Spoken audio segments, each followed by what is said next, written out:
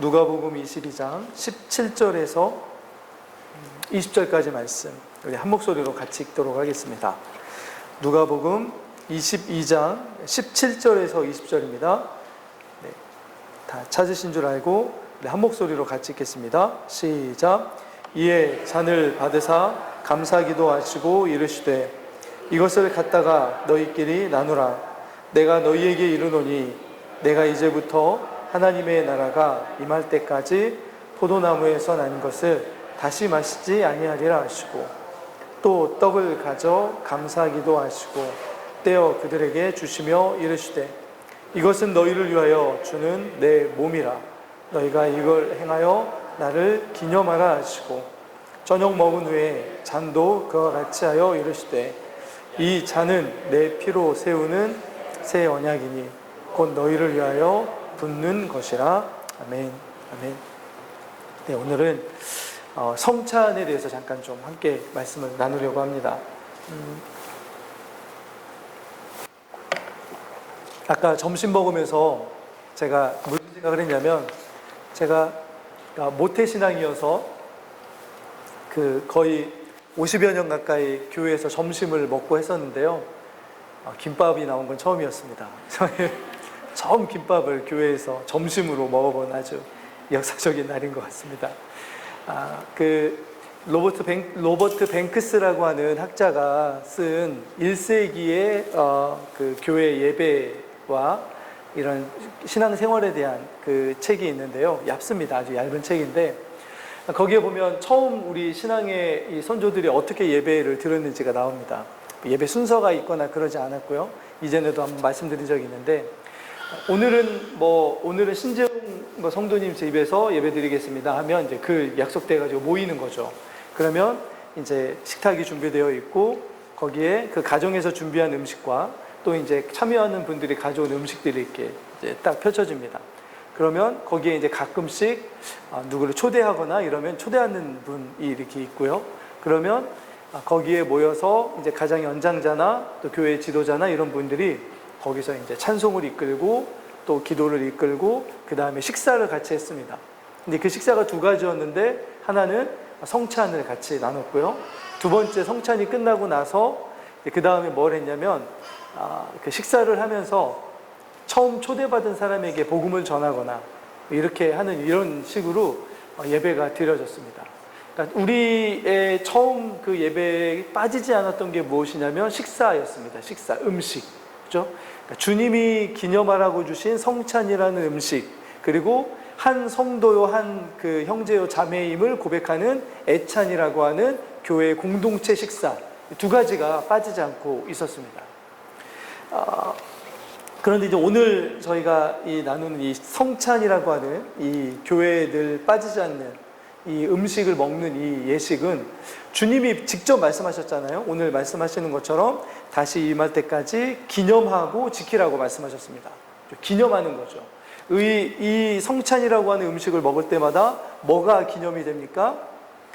예수 그리스도께서 이 땅에 오셔서 하나님의 나라를 이루신 그 십자가의 피 흘리심과 다시 부활하신 부활의 생명 주심을 우리가 이 음식을 통해서 기념할 수 있습니다.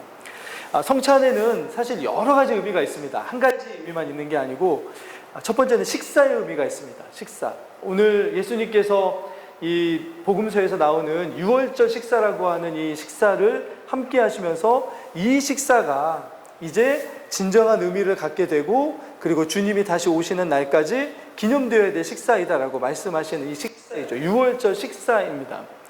식사의 의미가 있고요. 식사이니까 두 번째는 어떤 의미가 있냐면 우리의 필요한 것을 공급해주는 영양분을 공급해주는 양식의 의미가 있습니다.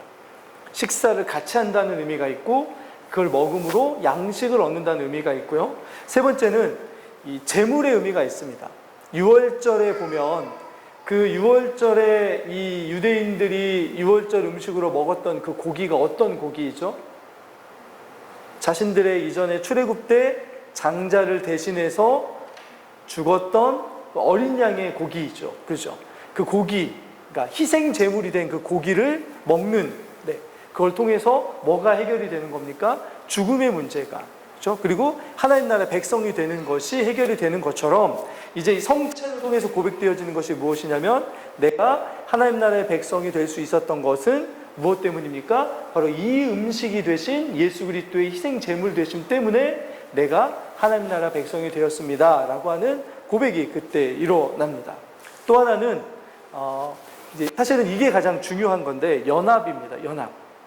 무엇에 연합하는 거냐면 예수 그리스도께서 주신 이 피와 살로 상징되는 이 음식을 내가 먹으면 이 음식이 내게 들어와서 뭐가 됩니까? 내가 되는 거죠. 내 살이 되고 내 피가 됩니다. 그것이 소화가 돼서요.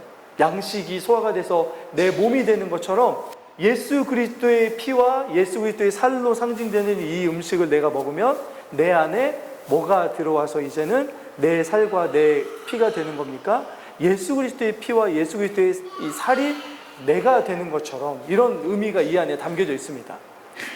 한 가지 오해하지 말아야 되는 것은 이 포도주와 성찬대하는 포도주와 이 빵이 진짜 예수님의 몸과 피를 의미하는 것은 아니라는 겁니다.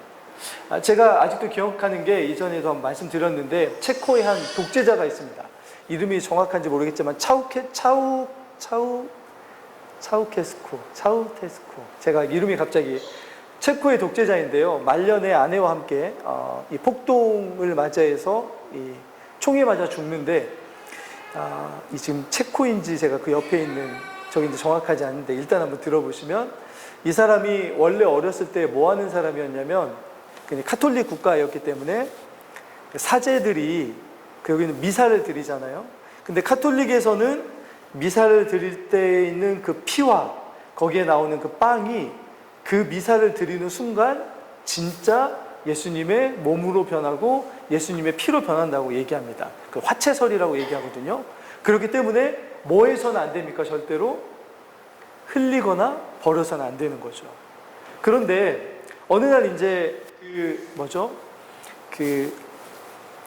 이 부제라고 하는 어린 아이들이 사제를 도와서 그 옆에 이렇게 컵에 담겨져 있는 포도주를 들고 있는 이런 역할들을 해주거든요. 근데 어느 날 실수로 이 소년이 그 포도주 그릇을 엎어버렸습니다. 그러니까 이 미사를 집례하던 이 사제가 갑자기 이 소년의 뺨을 그냥 엄청나게 세게 치면서 예수 그리스도의 피를 더럽혔다고 뺨을 막 후려쳤습니다. 그리고 그 순간부터 이 소년이 무신론자가 돼요. 그리고 나서 나중에 독재자가 됩니다. 그리고 수많은 사람들을 죽였습니다.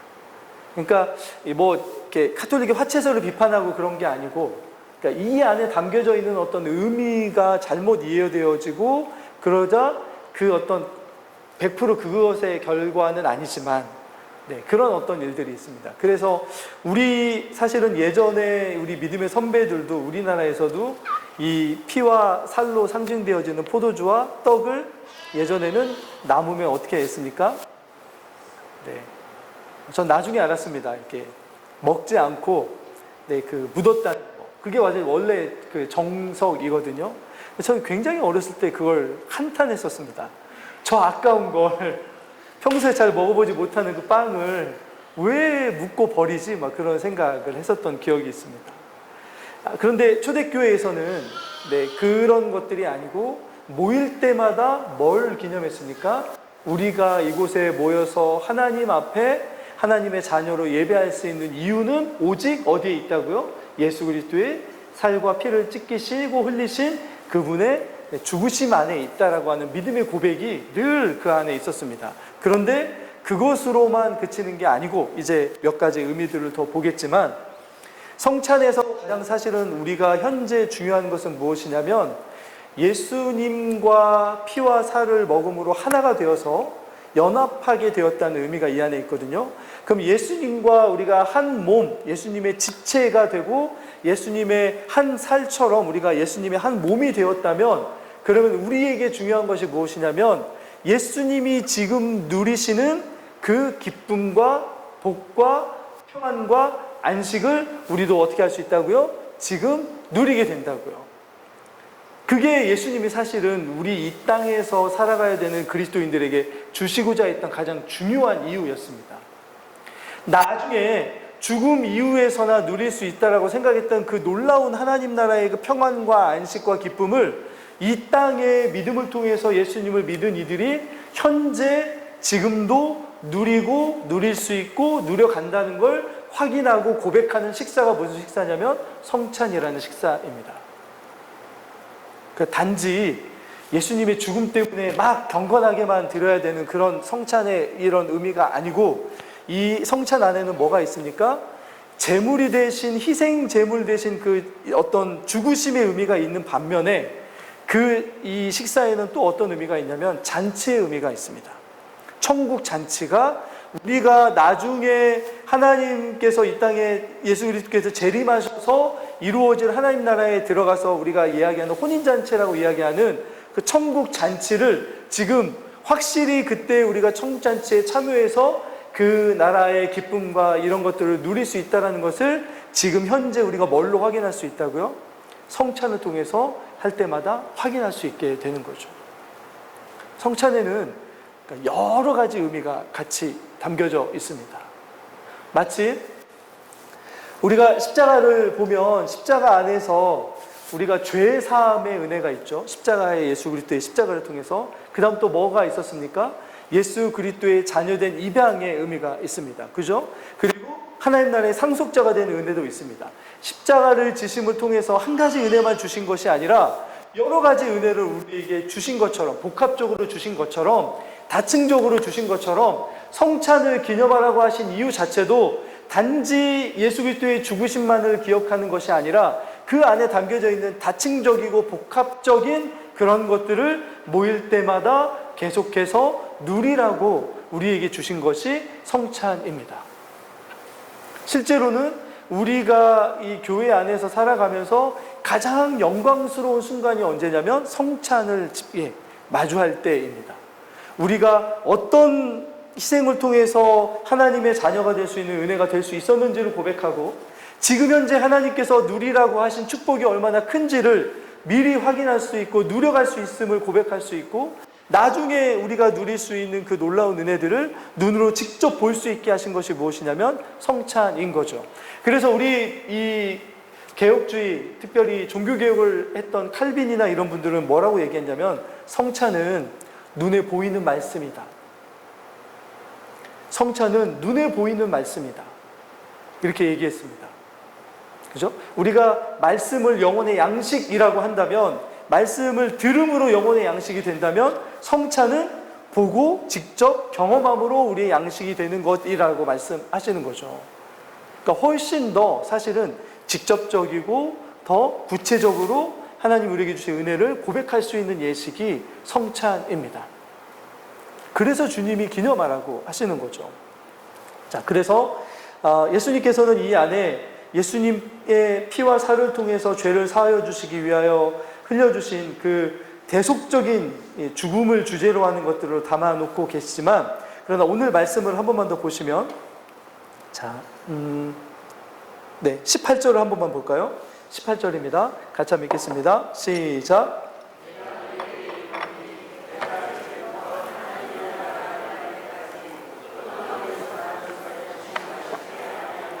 네, 우리 누가복음에는 이렇게 되어 있는데, 마태복음이나 마가복음에서는 뭐라고 되어 있냐면, 내가 이 포도주를 이제 새로운 하나님의 나라가 완성되어서 그 나라가 된 후에 그곳에서 새로운 유월절을 지킬 때까지 마시지 않겠다라고 말씀하시거든요.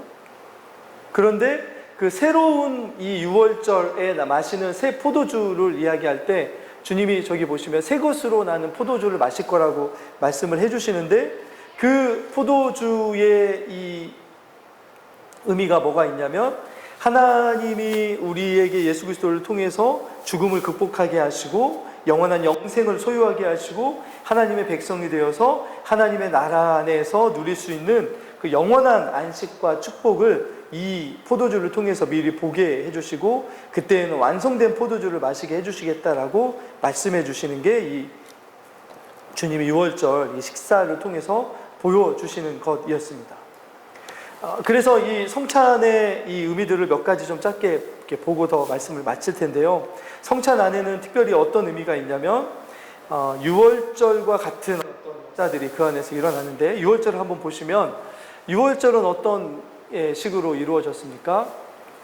양을 한 가족의 장자를 대신해서 죽였죠. 그죠? 잡아서 어떻게 했습니까? 그 피를 문지방에 바르고, 그 다음에 고기를 어떻게 했습니까? 삶아서 구워서 먹죠. 그죠? 그리고 먹은 다음에 그 먹는 어떤 것들을 통해서 유월절 식사가 이루어지게 되는데요. 나중에 이 이스라엘 백성들이 유월절 식사를 하면서 늘 고백하는 고백의 내용이 사실은 이 제자들이 고백했던 내용들과 굉장히 비슷했습니다. 그러니까 하나님께서 우리를 이 희생 제물을 통해서 구원해 주신 것에 대한 감사, 그 다음에 하나님이 다스려 주심을 통해서 우리가 이 땅에서 누릴 수 있는 하나님의 어떤 복에 대한 기대, 이런 것들이 유월절 안에 이 기도와 고백 안에 담겨져 있었습니다. 그런데 그것들이 진정으로 이루어졌다라고 말씀해 주시면서 예수님께서 이제 이 유월절 식사를 통해서 주님이 십자가에 죽으시고 부활하시고 승천하셔서 받으실 영광과 이제 완성되어 갈 하나님의 나라에서 어떻게 될 거라고 말씀하시냐면, 아까 말씀하신 것처럼 식사를 통해서 연합하실 것이다라는 말씀을 해주십니다. 그것을 제가 조금 더 설명을 해드린다면, 예수님께서 제자들과 함께 하신 식사를 통해서 예수님은 완성될 하나님의 나라에서 미리 경험할 수 있는 기쁨을 그 식사를 통해서 맛보게 하시기를 원하셨습니다. 자, 그래서 예수님이 이 땅에 오셔서 이 요한복음을 보시면 처음 그 기적을 행하시죠. 요한복음에서 행하는 이적의 첫 번째 이적이 무엇이었냐면 가나의 혼인잔치였습니다. 그죠? 예수님이 이 땅에 오셔서 하시는 일은 어떤 일인 것처럼 말씀하시냐면, 잔치, 하나님 나라의 잔치로 하나님의 백성들을 예수 그리스도를 통해서 참여하게 하실 것이라는 말씀을 해주십니다. 그렇죠? 예수님의, 그런데 그 잔치에 참여할 수 있는 이들은 누구이냐면 예수 그리스도의 죽으심과 부활과 재림에 대한 믿음을 가지고 있는 이들임을 말씀해 주십니다. 그런데 우리가 한 가지 더 기억해야 되는 것은 무엇이냐면, 예수님이 이 유월절 식사를 통해서 우리에게 특별히 또 보여주시고자 했던 것이 무엇이냐면, 믿음의 사람들이 이 세상을 어떻게 살아가는지를 유월절 식사를 통해서 보여주셨습니다. 무슨 이야기냐면, 이스라엘 백성들이 유월절 식사를 할 때 했던 행동들이 있습니다. 어떤 행동들이냐면, 첫 번째, 급하게 먹었습니다. 급하게. 그리고 허리에 띠와 지팡이를 잡고 급하게 먹고 하는 어떤 예식이 있었거든요. 왜 그랬냐면 애굽에서 더 이상 머물지 않고 급하게 이제 나가야 되는 어떤 그런 것을 상징적으로 나타내는 행동이었는데, 이 유월절 식사를 통해서 예수님께서 우리에게 말씀하시는 것도 비슷합니다. 이 식사에 참여하는 사람들은 이 세상을 어떻게 살아가라고요? 곧 떠나갈 것처럼, 그죠? 곧 주님의 나라가 임할 것처럼, 곧 주님의 나라에 들어갈 것처럼 순례자로서 그런 마음으로 살아가라고 이 식사를 주신 거죠. 그런 고백들이 실제로 우리가 데살로니가 전후서 뿐만이 아니고 이 처음에 이 성경에 기록되었을 때 보면 믿음의 사람들이 가지고 있었던 마음이 어떤 마음이었냐면 곧 주님이 오신다라는 생각이었습니다. 그래서 그들은 늘 어떤 식으로 살아갔냐면 우리가 이 세상을 살아가는 순례자들이다. 특별히 그게 많이 강조되는 성경이 어디냐면 히브리서입니다. 히브리서에서는 뭐라고 이야기합니까? 믿음은 아브라함처럼 이 땅을 한 평도 가지지 못한 그런 어떤 아브라함이었지만 그는 어디를 바라봤다고요? 장차 자신을 위해서 준비된 하나님 나라, 하나님의 성을 바라보며 이 땅에서의 영적인 순례를 마쳤다라고 하는 그 믿음, 아브라함의 믿음을 이야기합니다. 그것이 참 믿음이라는 거죠. 우리도 사실은 그런 부르심을 받은 이들입니다. 이 땅에 이 유월절 식사, 예수 그리스도의 식사에 참여하는 이들의 믿음의 고백에는 뭐가 있다고요? 이 땅을 우리가 순례자로서 살아가고자 하는 그런 마음의 고백이 이 안에 담겨지는 거죠. 그러면서 구약에서 보면 제가 이전에도 말씀드렸던 것처럼 이 유월절 식사에 담겨져 있는 또 다른 이 성찬이 가지고 있는 이 의미 중에 하나가 무엇이냐면 구약에서 있었던 것인데요. 언약 식사라는 개념이 있습니다. 언약 식사. 제가 그 언약에 대해서 가끔씩 이야기해 드리지만 언약의 식사는 무엇이냐면 한 왕이 다른 나라를 정복합니다. 근데 정복했을 때 그 나라를 완전히 다 진멸하지 않고 항복을 권유하죠. 그래서 항복하면 어떻게 해준다고요? 이제부터 너희들은 나의 아들 나라이다라고 인정해 줍니다. 어떻게 해요? 아들의 나라. 그래서 이 임금이 이 정복한 나라 임금을 너는 이제부터 내 아들이다라고 인정해 주죠. 그리고 그 서로에게 해를 끼치지 않고 아버지가 된 이 나라가 아들 나라를 보호해주고 그들을 이렇게 울타리가 되어주겠다고 하는 약속. 그 다음에 아들 나라는 아버지 나라가 된 그 나라에 대하여 순종하고 그들을 섬기겠다, 변절하지 않겠다라고 하는 약속이 어디에 담겨지냐면 돌판에 새겨집니다. 그게 이제 저희가 보는 출애굽기 19장 20절에 그 형식이 있는데요. 그렇게 하고 나서 서로 언약을 맺은 다음에 했던 것이 무엇이냐면 무엇이었을까요? 잔치입니다. 잔치를 베풉니다.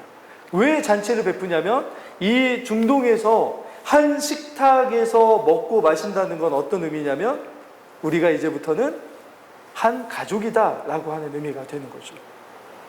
그런데 정복한 왕의 입장에서는 정복당한 나라의 왕을 데려다가 한 식탁에서 잔치를 베풀면 뭘 약속하는 겁니까? 이제부터 내가 가지고 있는 모든 것들이 다 이제 누가 누릴 수 있는 것이 되냐면 정복당한 아들 나라가 누리는 것이 되게 해주겠다는 약속이 거기서 이루어집니다. 하나님께서 이스라엘 백성들과 언약을 맺으실 때 보시면 나중에 이 출애굽기 몇 장이죠? 33장인가요? 그 뒤에 가시면 하나님께서 이스라엘 백성들의 대표들과 아론과 여호수아와 모세를 이 시내산으로 불러 올리십니다. 그런데 거기서 언약을 맺으신 다음에 그 다음에 뭘 하냐면 수정같이 펼쳐져 있는 바다 같은 그런 하나님의 임재의 자리에서 뭘 베푸시냐면 하나님이 거기서 식사를 하게 만드십니다. 그게 언약의 식사입니다. 이제부터 하나님과 이스라엘 백성들은 뭐가 됐다고요? 한 가족이 되었다. 우리가 성찬의 시간에 믿음으로 고백하는 게 그것입니다. 하나님은 우리의 아버지이시고 우리가 하나님의 자녀입니다라고 하는 참된 믿음의 고백을 누가 같이 하는 겁니까? 같은 자녀된 공동체가 한 음식을 통해서 고백하는 그 예식이 바로 성찬인 거죠. 예수님께서 그래서 이 땅에 오셔가지고 이 예수님이 그 공격당했던 죄목이라고 해야 되나요? 그 포인트가 무엇이었냐면 예수님은 뭐 잘하는 분이라고 공격당했습니까? 먹고 마시는 거 잘하는 분이라고 공격당했습니다. 그런데 누구하고 먹고 마셨습니까? 죄인들하고 먹고 마셨습니다. 왜 그러셨을까요? 이 유대인들은 식사를 하는 의미를 너무나 잘 알고 있었기 때문에 예수님이 지금 무슨 말 하시는 겁니까? 유대인들의 입장에서 죄인들은 메시아가 오셔서 불타 없애버릴, 제가 계속 얘기하잖아요. 불쏘시개에 불과한 저들인데 예수님은 자꾸 죄인들에게 가서 식사를 같이 하면서 뭐라고 얘기하시는 겁니까? 너희들은 이제부터 나와 뭐라고요? 한 식구이다. 한 가족이다라고 말씀해 주시는 너무나 엄청난 그런 일들을 행하셨기 때문에 유대인들이 충격을 받았던 거죠. 그 하나님께서 한 상에서 먹고 마시는 예식을 보여주는 것이 바로 이 성찬인데요. 그래서 이 예식에 참여할 수 있는 사람들은 단지 이 상에서 먹고 마시는 이런 수준의 음식이 아니라 하나님이 가지고 계신 모든 것들을 이제 다 어떻게 할 수 있는 식구가 되었다고요? 모든 것들을 다 먹고 마시며 누릴 수 있는 하나님의 가족이 되었다라는 것을 고백하며 증명하며 함께하는 식사의 자리가 성찬의 자리입니다. 그러니까 아까 얘기한 것처럼 슬픔으로만 가득한 식사의 자리가 아니라 뭐가 또 가득한 자리입니까? 소망과 기쁨과 기대가 가득한 식사의 자리가 성찬의 자리인 거죠. 여러분들은 성찬을 참여하실 때 어느 쪽에 더 마음이 많이 가십니까? 왠지 성찬을 하면 막 이렇게 뭐죠? 경건해야만 할 것 같고 엄숙해야만 할 것 같고 막 찬양 반주도 어떤 찬양이 많이 나옵니까? 주 달려 막 죽으신 막 이런 거 나오잖아요. 근데 사실은 그것만 있는 게 아닙니다. 사실은 두 가지가 같이 있는 이런 어떤 이 성찬인 거죠. 풍요, 기쁨 이런 것들을 우리가 누리게 되는 거죠. 그래서 예수님께서 보여주고 싶으셨던 것은 아담과 하와가 죄로 인해서 잃어버렸던 이 하나님 안에서 누릴 수 있는 참된 안식과 평안을 누구를 통해서 누릴 수 있다는 거 보여주셨습니까? 예수님을 통해서. 그런데 예수님의 찢기신 살과 피를 통해서 죄의 문제가 해결되어 하나님 앞에 설 수 있는데, 그 다음이 무엇이냐면 하나님 나라에서 영원히 누릴 수 있는 그 놀라운 영광과 풍요와 이런 기쁨을 이제 우리가 확실히 누리게 되었습니다라고 하는 믿음의 고백을 성찬의 순간에 고백하게 하신 게 이 성찬 예식입니다. 그래서 성찬의 예식에는 뭐가 고백되어지냐면 하나님은 우리의 왕이십니다. 하나님이 우리에게 공급해 주시는 것을 가지고 제가 살아갈 수밖에 없습니다. 그것이 내게 유일한 만족이고 유일한 기쁨입니다 라고 하는 신앙이 고백되어져야 됩니다. 왜냐하면 그건 왕의 식사이기 때문입니다. 왕이 우리에게 베풀어 주신 식사이기 때문에 하나님이 우리의 왕이십니다라고 하는 진정한 믿음의 고백이 하나님 앞에 올려지지 않는다면 그 식사는 참된 식사로서의 기능이 다할 수 없는 그런 식사가 되는 거죠. 그리고 이것을 제자들을 통해서 하시면서 주님은 이것 고백하게 하신 거죠. 고린도전서 11장 26절에 보면 한번 볼까요? 말씀을 한번 보겠습니다. 자, 같이 한번 읽겠습니다. 시작.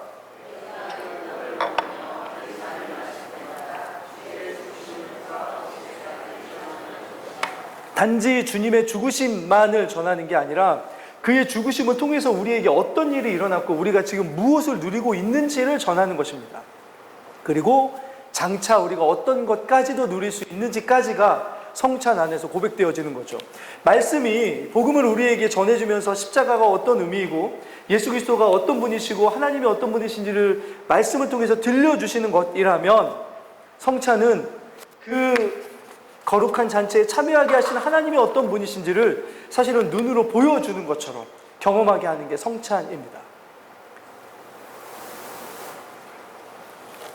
성찬에서는 그 음식과 잔이 결국에는 우리에게 영원한 생명의 양식이 되게 하시는 예수 그리스도의 몸이 우리의 음식이 되고 예수 그리스도의 피가 우리의 음료가 된다는 것을 우리에게 말씀해 주시는 거죠. 그래서 아까 이야기한 것처럼 성찬은 우리 갈라디아서 2장 20절인데요. 자, 찾으셨으면 304쪽입니다. 갈라디아서 2장 20절입니다. 같이 읽겠습니다. 시작. 내가 그리스도와 함께 십자가에 못 박혔나니. 여기 보시면 사도 바울은 한 번도 예수님의 십자가에 이렇게 근접한 적이 없거나 아니면 십자가에 못 박혀 본 적이 없습니다. 사도 바울이 뭐라고 고백하냐면 참된 믿음 안에서 예수님이 우리에게 주시고자 했던 그 믿음의 의미를 찾아가다 보니까 뭘 발견하게 됐냐면 요한복음 15장을 발견하게 된 거죠. 사실은 나중에 보면 요한복음 15장에서는 뭘 의미하냐, 뭘 얘기합니까? 나는 포도나무요 너희는 가지다라고 하는 포도나무 대신 예수 그리스도께 믿음 안에서 우리가 뭐가 된다고요? 가지가 된다고요. 가지가 아니었는데 접붙임을 받아서 가지가 된 거죠. 그러면 시간이 흘러갈수록 다른 나무였던 우리가 예수 그리스도께 접붙여지면 뭘로 변하게 됩니까? 원래는 어떤 열매가 맺혀지죠? 접붙여 보신 적 있으시죠? 만약에 배나무가 이게 돌배나무가 있고 참배나무 가지를 갖다가 돌배나무에 접을 붙이면 어떤 열매가 맺힙니까? 그 가지에서 참배가 맺혀야 됩니까? 돌배가 맺혀야 됩니까? 안 해보셔서 모르시겠습니까? 참배가 맺혀야 됩니다. 요 참배를 얻으려고 그 가지를 갖다 붙이는 거죠. 대신 영양분은 누가 주는 것입니까? 돌배나무가 주는, 이게 바로 접붙임의 원리입니다. 그런데 성경에서 사도 바울은 그렇게 이야기하지 않습니다. 반대로 이야기하는 것처럼 보입니다. 우리가 이 참 포도나무에 접붙여지면 우리가 뭐가 된다고요? 참 포도나무가 된다고요. 원래는 들포도나무이고 버려져야 된 신포도나무 가지였던 우리가 참포도나무인 예수 그리스도께 접붙여지면 우리가 그 참포도나무로 변하여져서 참포도나무에서 주신 영양분과 참포도나무에 준 그 열매의 속성이 어디에서 나타난다고요? 들포도나무였던 우리 가지에게 나타나는 게 연합이라고요. 한 몸과 한 성질이 된다고요. 근데 그것을 믿음으로 고백하는 것이 무엇이냐면 성찬입니다. 주님, 제가 예수님의 몸으로 변화되어 가고 있습니다. 성화를 이야기하는 거죠.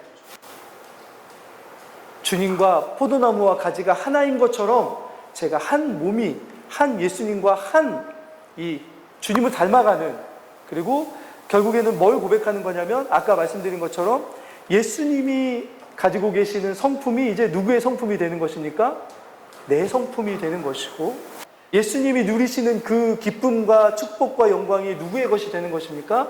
내가 되는 것입니다 라고 하는 건데, 그것이 이루어질 수 있는 이유가 무엇이냐면 이 축복과 기쁨 이전에 우리가 보니까 우리가 예수님과 한 몸이었다면, 영원히 한 몸이 되는 것이라면, 사도 바울이 생각해 보니까 그러면 우리가 예수님이 십자가에 못 박혔을 때에도 그 안에 있었던 것이구나. 그래서 뭐라고 이야기합니까? 2장 20절을 다시 한 번만, 갈라디아서 2장 20절을 보시면 뭐라고 고백합니까? 내가 그리스도와 함께 십자가에 못 박혔다고요. 이게 사실은 나중에 로마서에서 제가 한번 설명해 드릴 계획인데, 연합이라고 하는 엄청난, 단지 예수님은 우리를 구원하셔서 우리가 막 우리 마음대로 살라고 주신 것이 아니고, 예수님과 붙어있을 때 누릴 수 있는 하나님 나라의 모든 영광과 모든 축복과 모든 기쁨을 구원받은 이후에 예수님과 함께하면서 어떻게 하기를 원하셨습니까? 예수님만큼 누리기를 원하셨고, 예수님이 누리셨던 건의 질적으로나 양적으로나 모든 것들을 다 누리기를 원하셨습니다. 그래서 예수님이 뭐라고 말씀하시냐면 양으로 생명을 얻게 하고, 그 다음 뭐라고요? 더 풍성히 얻게 하려 하신다고요. 그 풍성함의 끝이 어디까지라고요? 예수님이 누리시는 것만큼입니다. 지금은 우리의 육적인 것 때문에 다 누릴 수는 없지만, 그래서 아까 예수님이 뭘 기대하신다고요? 내가 정말 기대하는 건 뭐냐면, 이 땅에서 우리가 가지고 있는 육체의 약함과 이런 것 때문에 예수님만큼 누리지 못하지만, 새 하늘과 새 땅이 되어서 이제는 우리에게 이루어지는 하나님 나라가 완성이 되면, 그 나라에서 우리가 누릴 새 포도주 마시는 것처럼 그 영광의 무한함, 그 기쁨의 무한함, 그 평강의 무한함을 빨리 우리가 누리기를 원하신다는 것이 주님이 소원하시는 거였습니다. 그래서 사도 베드로가 우리에게 뭐라고 이야기하냐면, 주님께는 천년이 어떻다고요? 하루같이. 여러분, 천년을 하루같이 보낼 수 있는 사람은 누구입니까? 뭔가를 천년을 기다릴 수 있을 만큼의 뭔가가 마음에 있어서 그것을 하루처럼 기다리는 사람인 거죠. 예수님이 어떻게 하고 계시다고요? 우리가 그 영광을 누릴 수 있는 그날이 빨리 오게 하시기 위해서 천년을 하루처럼 기다리고 계시는 분이십니다. 천년을 하루처럼. 주님은 우리가 이미 하나님 나라에서 먹고 마시게 될 것들을 생각하면서 그것들을 우리에게 나눠주시는, 그것을 사도 바울이 고백합니다. 그래서 자, 22장, 갈라디아서 2장 20절을 한 번만 더 쭉 읽어볼까요? 끝까지 읽겠습니다. 시작. 내가 그리스도와 함께 십자가에 못 박혔나니 그런즉 이제는 내가 사는 것이 아니요 오직 내 안에 그리스도께서 사시는 것이라. 이제 내가 육체 가운데 사는 것은 자기를 버리신 하나님의 아들을 믿는 믿음 안에서 사는 것이라. 믿음이 우리를 어떻게 해줍니까? 예수 그리스도와 연합하게 해주십니다. 단지 그냥 함께 해주시는 수준이 아니라, 사도 바울은 그래서 뭐라고 얘기하냐면, 우리가 예수 그리스도께서 십자가에 못 박히셨을 때 그 안에서 함께 못 박혔고, 예수 그리스도께서 죽으심에서 부활하셨을 때 우리가 그분과 함께 부활했고, 그냥 옆에서 부활한 게 아니고 그분 안에서 부활했다고 이야기합니다. 그리고 빌립보서 이야기를 보면 승천하셔서 하나님의 보좌 우편에 앉아 계시는데, 그 예수님이 앉아 계시는 그 예수 그리스도 안에 누가 있다고요? 우리가 있다고요. 이게 여러분 사도 바울이 지어낸 말인 것처럼 보이죠. 근데 제가 얼마 전에 말씀을 보다가 이렇게 생각하지 않았던 거였는데 딱 생각나는 게 있었습니다. 고린도후서를 보면 사도 바울이 고린도후서 12장인가요? 거기에 보면 이런 얘기를 합니다. 내가 14년 전에 어떤 한 사람을 아는데 그 사람이 몸에 있었는지 몸 밖에 있었는지 모르는데 갑자기 어디로 이끌려 올라갔다고요? 3층 천으로 끌려 올라갔다고요. 3층 천은 우리가 아는 천국입니다. 유대식의 천국이라는 표현이 3층 천입니다. 그런데 그것을 언제 봤다고 얘기하냐면 고린도 후서를 쓰기 14년 전입니다. 근데 그 14년 전이 언제냐면 예수님을 만난 해 아니면 그 다음 해입니다. 사도 바울이 예수님을 다메섹 도상에서만 본 게 아니고요. 예수님이 얼마나 크신 영광과 기쁨과 평안과 안식을 놓고 기다리고 계시는지를 언제 봤냐면 예수님을 만나고 나서 1년 안에 그거를 봤습니다. 그래서 사도 바울이 어떻게 할 수 있었습니까? 나는 빨리 죽었으면 좋겠다라고 얘기하는 거죠. 나는 할 수 있으면 빨리 예수님께로 갔으면 좋겠다. 왜요? 그 영광을 어땠습니까? 봤기 때문입니다. 우리가 아는 천국과 지옥을 봤다는 수많은 어떤 이들의 이런 이야기가 아니라 사도 바울이 그 삶을 통해서 뭘 증거해냈냐면 하나님의 완성될 나라가 어떤 나라인지를 그는 예수님 만나고 얼마 안 있다가 보고 왔던 사람이었기 때문에 그는 뭘 할 수 있었습니까? 자기의 목숨이, 자기의 이 땅에서의 삶이 하나도 귀하지가 않았던 거죠. 왜냐하면 그 나라를 이미 어느 정도는 봤기 때문이었습니다. 제가 그걸 보면서 사도 바울의 힘이 그것이었구나. 그런데 우리에게는 뭘 통해서 그걸 보라고 하시는 거냐면 성찬을 통해서 그걸 미리 보게 하십니다. 이것이 얼마나 놀라운 약속이 우리에게 주어졌는지를 뭘 통해서 고백한다고요? 성찬을 통해서 고백하게 하신다고요. 그래서 성찬을 하면서 우리는 이렇게 고백합니다. 주님, 우리가 살아가는 우리의 힘, 우리의 어떤 영적인 어떤 활력, 그 모든 것들이 주님이 우리의 음식이 되어주시고 주님이 우리의 음료가 되어주지 아니하시면 우리는 살아갈 수가 없습니다 라고 고백하는 그 고백이 성찬의 고백입니다. 주님이 우리의 양식이 되어주시는 거죠. 영적인. 그래야만 뭐가 되어갈 수 있습니까? 자, 죄송한 이야기지만 예전에도 한번 말씀드린 적이 있는데 우리가 소고기를 먹으면 우리에게 어떤 영양분이 들어오죠? 소고기에 담긴 영양분이 들어옵니다. 만약에 사과를 먹으면 어디에 담긴 영양분이 그대로 들어옵니까? 사과의 영양분이 들어옵니다. 소고기를 먹었는데 사과의 영양분이 들어올 수 있습니까? 아니죠. 그러면 우리가 예수 그리스도를 먹으면 성찬의 의미에서 그분의 몸과 피를 상징하는 예수 그리스도의 몸을 먹으면 우리에게 뭐가 들어온다고요? 예수라는 영양분이 우리에게 들어오는 거죠. 그래서 우리가 어떻게 살아갈 수 있습니까? 그 영양분을 통해서 성화되어져 갈 수 있습니다. 그 성화를 다른 말로 하면 예수를 닮아감이라고 얘기합니다.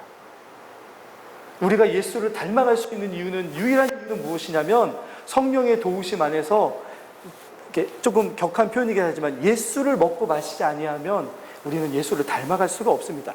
예수의 영양분이 들어오지 아니하면 우리에게는 예수를 닮아갈 수 있는 능력이 없습니다. 그래서 예수님께서 믿음 안에서 우리가 십자가를 바라보면 십자가에서 오는 구원의 은혜가 우리에게 이루어지는 것처럼, 우리가 십자가를 지지 않아도 십자가의 역사가 우리에게 이루어지는 것처럼 성찬도 마찬가지입니다.